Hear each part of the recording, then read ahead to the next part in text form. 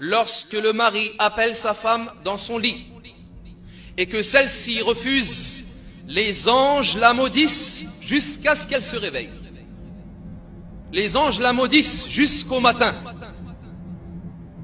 Et combien d'hommes se plaignent aux gens de science et aux imams de ce problème que les femmes refusent lorsque les maris les appellent. Nous ne disons pas que ceci est de la soumission, mais Allah Jalla wa Ala a mis cela comme ordre afin que tout se passe bien dans le couple. C'est lorsqu'elle sera respectueuse que tu seras honoré, qu'elle ne lui coupe pas la parole lorsqu'il parle, et qu'elle n'élève pas sa voix sur lui, et qu'elle l'écoute lorsqu'il s'adresse à lui, et qu'elle lui obéit lorsqu'il lui ordonne des choses, et qu'elle le préserve en son absence, et qu'elle se lève et qu'elle se précipite vers lui lorsqu'il arrive et qu'il rentre à la maison. Et le droit de ton époux sur toi passe avant le droit de tes parents sur toi. Malheureusement, qu'Allah les guide, beaucoup de mères rentrent dans les affaires du couple et veulent alors défendre leur fille. Nous disons, la mère vertueuse et intelligente ne défend presque en aucun cas sa fille, même si sa fille a raison. Pourquoi?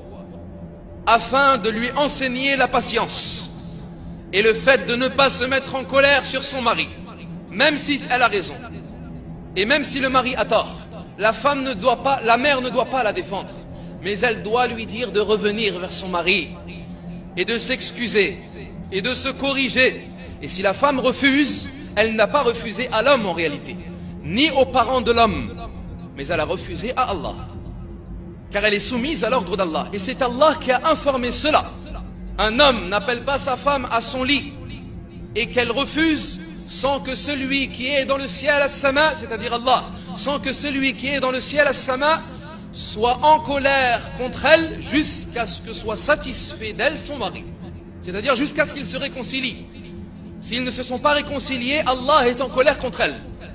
Sache, ya amat Allah, que la satisfaction d'Allah est dans la satisfaction de ton mari, et que la colère d'Allah est dans la colère de ton mari. La femme et l'épouse n'aura accompli le devoir qu'elle a envers son Seigneur que lorsqu'elle aura accompli le devoir qu'elle a envers son mari. La considération de la femme envers son mari, comme les gens ont une considération envers leur roi ou leur gouverneur ou leur empereur.